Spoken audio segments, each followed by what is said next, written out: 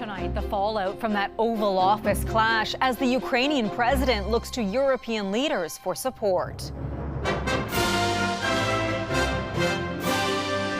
Your message to Donald Trump. A warm welcome for Zelenskyy in the UK. You have full backing across the United Kingdom. As world leaders, including Canada's Prime Minister, meet in London for a high-stakes defense summit. There is a growing sense in Europe that Europe is going to have to step up in a really big way. Being here means to be safe. Ukrainians react what the hostile meeting at the White House could mean for the war in their country. This will cause further instability and migration. And Canada's about-face on immigration, how Ottawa is hoping to help struggling industries. Plus, welcome to McDavid's. Not everybody can say they have that in their city, not to mention the greatest player of all time. The Edmonton restaurant scoring big with the McDavid special. Scores! Connor McDavid!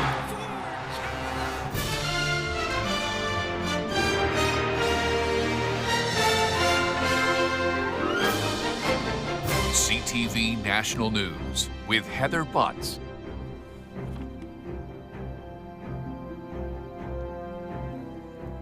Good evening. We begin tonight with more fallout from that incredible Oval Office confrontation. The heated and tense exchange between President Trump and President Zelenskyy unraveling new concerns about the war in Ukraine. The international community looking for a pathway to peace as leaders, including Canada's Prime Minister, meet in the UK. We're covering the story on multiple fronts tonight. CTV's Jeremy Sharon starts us off. Can a deal be salvaged? A warm welcome for Ukrainian President Volodymyr Zelenskyy today as he arrived in London and met with UK Prime Minister Keir Starmer at 10 Downing Street. You have full backing across the United Kingdom. A stark contrast to this. You're gambling with the lives of millions of people. You're gambling with World War III. The shouting match heard around the world. What about if you didn't have our military equipment, Now it's the fallout from Friday's Oval Office argument everyone is focused on. It was disastrous for Ukraine, it was disastrous for Europe and also for the United States, and it was a great victory for Vladimir Putin. The diplomatic disaster led to the cancellation of a deal both sides hoped to sign Friday, an agreement over Ukraine's rare minerals many believed could be a crucial step towards a peace deal. But instead, it will be very difficult to patch things up between Zelenskyy and Trump, but it's important to try because the United States has some military capabilities that are absolutely necessary. It all comes ahead of an emergency defense summit in London tomorrow aimed at securing peace in Ukraine. Prime Minister Justin Trudeau will join world leaders at the table. Trudeau and so many other European leaders are going to have to give Zelenskyy more cards, a stronger hand. That's going to be essential to make sure that Donald Trump takes everything more seriously and realizes that he can't just bat around the rules-based international order. The need for peace underscored overnight by a Russian drone attack on Kharkiv. Before arriving in the UK, Zelenskyy posted on social media, "It's crucial for us to have President Trump's support. He wants to end the war, but no one wants peace more than we do." Ukrainians reacting to the meeting in Kharkiv today likened Friday's interaction to a Hollywood movie. Like in The Godfather, kiss the ring. If you don't, get out, said this Ukrainian man. Friday's meeting created a landscape of political uncertainty for Ukraine, potentially leaving them to rely on allies like Canada and the EU that will struggle to fill a military void that could be left by the U.S. Heather? Jeremy, thank you. As mentioned, Prime Minister Justin Trudeau will be at that European Defence Summit tomorrow. Canada wasn't mentioned as one of the countries invited earlier this week. However, the summit has taken on a new focus, with President Volodymyr Zelenskyy attending after that explosive meeting with Trump. CTV's Mike LeCouture is traveling with the Prime Minister and joins us from London tonight. Mike.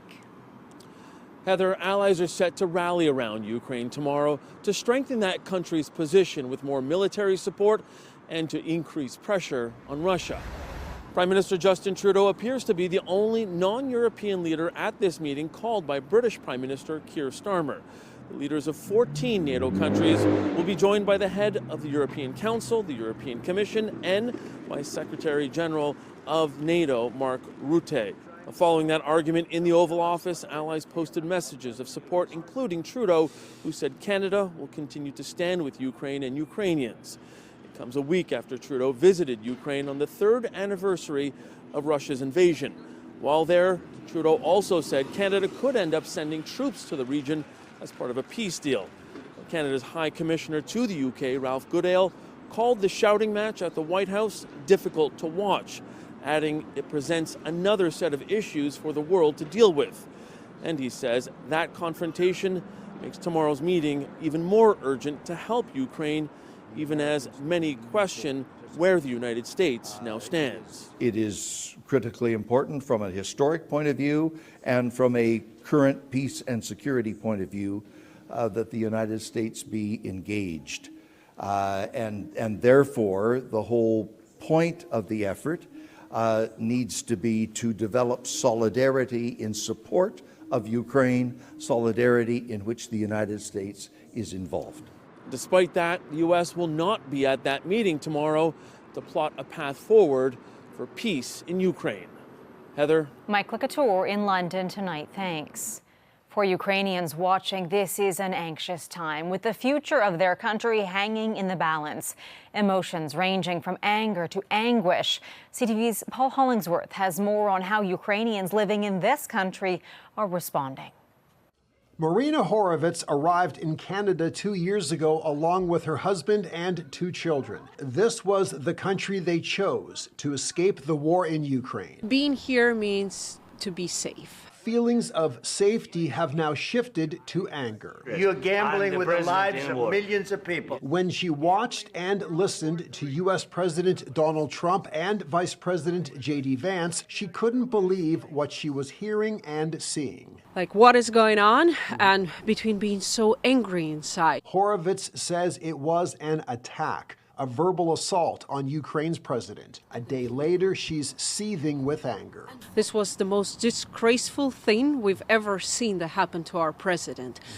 Volodymyr Zelenskyy is carrying the entire country on his shoulders for the last 3 years of war. Can you imagine the conditions of that person? Katerina Kozakar also fled the war in Ukraine in 2023 with her mother and son. Kozakar hopes Friday's tense Oval Office exchange will serve as a reminder that the deadliest conflict in Europe since the Second World War was started when her country was invaded by Russia. She says the U.S. president asking Volodymyr Zelenskyy to make concessions is unacceptable. You need to understand the true picture, what's really going on in my country, and who is the real aggressor. There are also concerns about what happens next. 2 leaders clashing over differing views. Where does that lead when it comes to ending the 3-year war? And could even more people flee Ukraine? This will cause further instability and migration from areas that that are still relatively safe. Horovitz fears the Russians will feel supported and emboldened by what Donald Trump had to say. I think that Putin will not stop. And she's concerned more than ever the war in Ukraine will not end anytime soon. Paul Hollingsworth, CTV News, Halifax. Donald Trump once again diving into the issue of tariffs tonight while taking action to bolster U.S. timber production. The American president signing an executive order to streamline the permit process and increase domestic timber supplies. It comes as Trump is ordering the Commerce Department to investigate what harm lumber imports may be doing to the U.S., setting the stage to impose tariffs on lumber from Canada and other nations. Another federal minister has just joined the ranks of those who won't be seeking re-election when Canadians next head to the polls.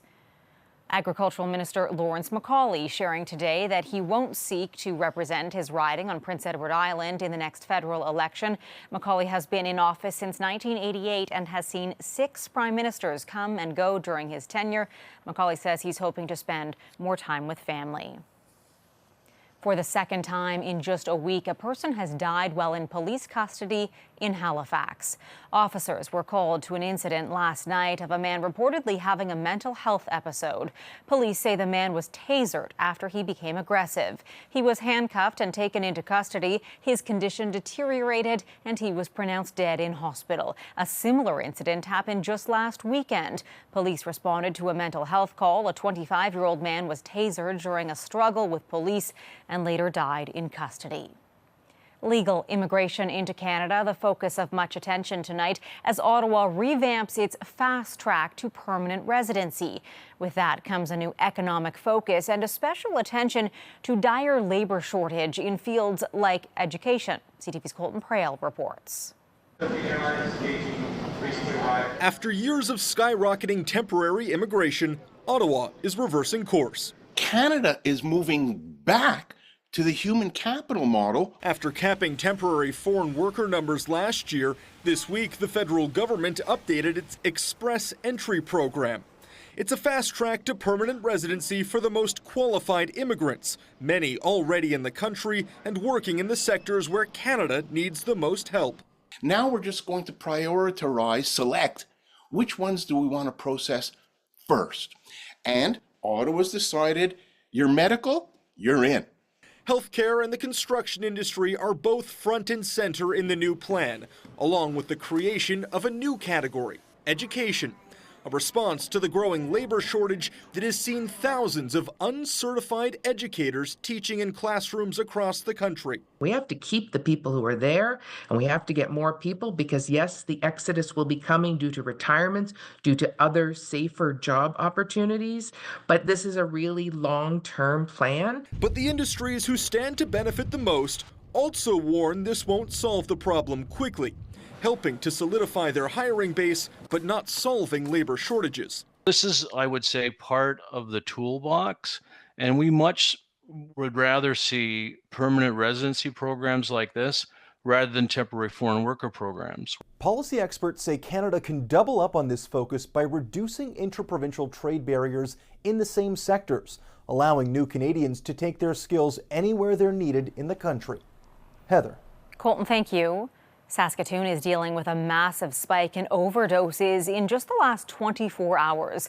Saskatchewan's Ministry of Health says first responders dealt with 23 overdoses between yesterday and today. That comes on the heels of 25 reported overdoses in a 24-hour period midweek. The ministry has issued an alert warning of a high risk of overdose and death due to contaminated drugs circulating in Saskatoon. The opioid crisis continues to ravage communities across the country, with many turning to supervised consumption sites to help mitigate the risk of deadly overdoses. But it is a controversial issue. CTV's Natalie Van Roy takes a closer look tonight at one site in the nation's capital forced to shut down. The supervised consumption site in Ottawa at the Somerset West Community Health Centre shut down March 1st. It was one of 10 sites across the province forced to close because it's within 200 meters of a school or childcare centre. I think we need these types of centres for addiction and all that with mental health, but I understand because in the summertime it's pretty bad. They're sort of all on the streets. Kids walk home from school. Disappointed to see that the Ford government decided to close it. Reality is that there are a lot of people who have addiction struggles, and we need to support them. Like, these are our neighbors. The site had been here since 2018. No one from Somerset West Community Health was available to comment on camera, but a statement posted online reads in part, "To everyone who has walked through our doors, worked alongside us, or supported this program in any way, thank you. This program has been a vital space for client engagement, safety, and community building. While our CTS is coming to a close, we remain steadfast to ensuring a high quality of client service grounded in equity." The move was announced by the Ford government last summer. 5 of the programs are in Toronto, the others located in Ottawa, Waterloo, Guelph, Hamilton, and Thunder Bay. They must all close no later than March 31st. Not just childcare providers, but schools, Community centers, libraries are grappling with these issues every single day. I don't think the solution is to simply, we're going to close them all and then it's going to disappear. In January, the province approved transitioning the site of the Somerset West Community Health Centre into a new homelessness and addiction recovery treatment hub called the Ottawa Heart Hub. Heart Hubs do not offer safer supply services, needle exchange programs, or supervised drug consumption. It does include substance use treatment and mental health supports. Natalie Van Roy, CTV News. The Vatican says Pope Francis is resting comfortably after a respiratory crisis on Friday. The 88-year-old pontiff spent long periods of the day off non-invasive ventilation he initially needed, a sign his lung function was improving. The Holy Father has been in hospital for 2 weeks as he battles double pneumonia. Coming up, buying Canadian? There's an app for that. Buying more local, supporting the businesses around you is what's going to contribute to improving our economy. The latest tech tools helping you shop for Canadian staples, plus gearing up for Hollywood's biggest night.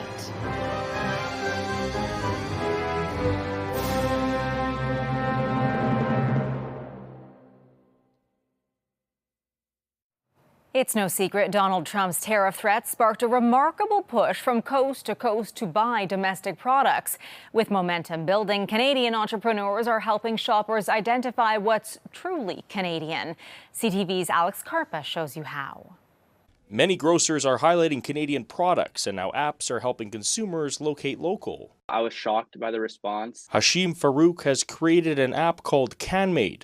Shoppers can scan a barcode of an item, and then the app checks 3 different databases to determine where the product was made. This is something that, that should be out there and that people really are using on a daily basis, especially on grocery trips. Similar to CanMade, Maple Scan highlights Canadian. When the app detects a product from outside the country, it offers a list of homegrown options. If everyone could just even find just one product that they could replace at the grocery store with the Canadian alternative, I think it would just have a huge effect on the economy. The Buy Beaver app rates how Canadian a product is based on different criteria, including where it's made and where the ingredients are from. We're not restricted to only grocery items. There are some items that don't have barcodes, so we're implementing a company portal soon. So we invite all these businesses to register there. It's completely free. Donald Trump continues to threaten 25% tariffs on all Canadian goods, which could come into effect on March 4th.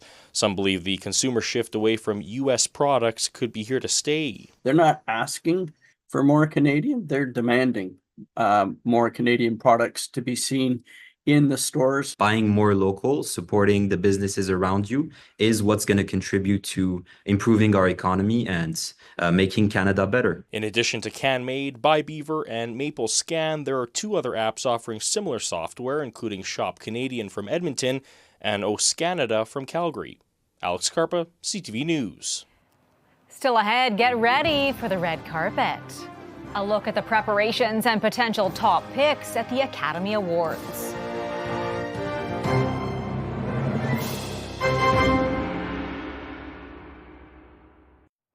Some of the biggest celebrities in the world are just hours away from walking the red carpet at the 97th Academy Awards.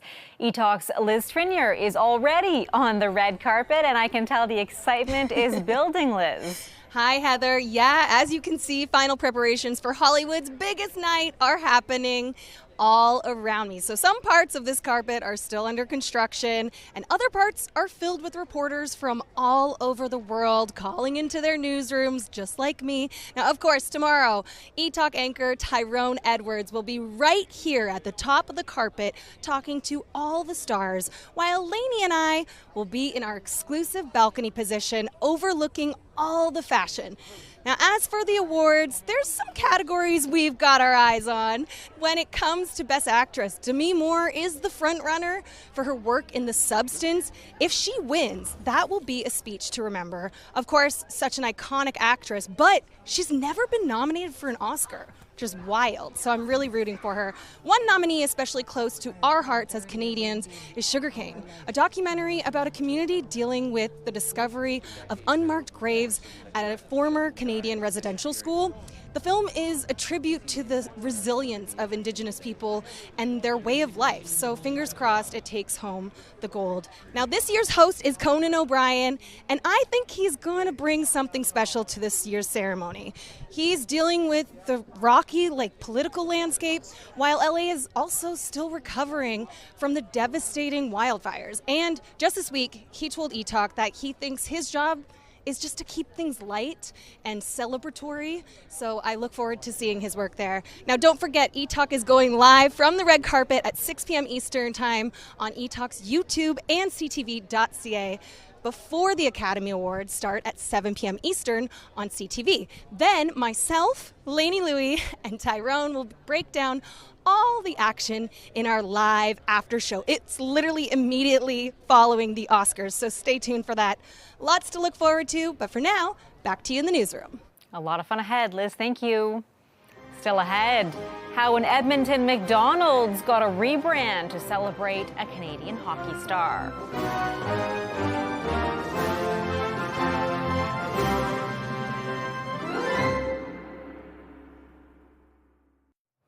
The Golden Arches are known around the world, but one McDonald's in Edmonton has just undergone a bit of a rebrand. And as CTV's Amanda Anderson reports, people there are loving it. Hello, welcome to McDavid's. How may I take your order? You heard right. The McDonald's on Calgary Trail and 51st Avenue has a new name, McDavid's, after Oilers captain Connor McDavid. A generational player like McDavid, look at that. He just goes with it, man. Not everybody can say they have that in their city, not to mention the greatest player of all time.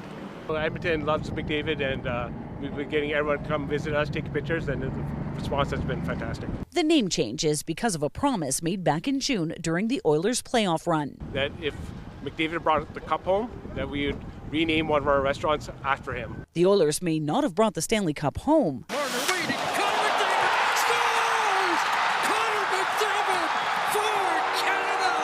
but McDonald's decided McDavid's game-winning goal in overtime at the Four Nations tournament was just as good. It was just about celebrating. It was a great Canadian moment, and we wanted the whole country to celebrate us winning the gold medal. So we went all out and opened up a new restaurant in his name. This is one of two locations now called McDavid's across Canada. The other is located in his hometown of Newmarket, Ontario. That's absolutely incredible. It is, it's awesome. And he deserves it because he is something else. What happens if he brings home a cup? Well, that's going to be another special moment. We'll have to figure that one out. The Big McDavid burger will be kept on all McDonald's menus for a while longer. Edmonton locations will also offer a deal on fries through the weekend for, you guessed it, 97 cents. The McDavid's name is only temporary on the Golden Arches for the next week. It's too bad it's not permanent. Should be. Amanda Anderson, CTV News, Edmonton. Okay, we'll have to see if McDavid stops in for some fries. That is our newscast for this Saturday night. For all of us at CTV National News, thank you for watching. I'm Heather Butts. Good night, and I'll see you again tomorrow.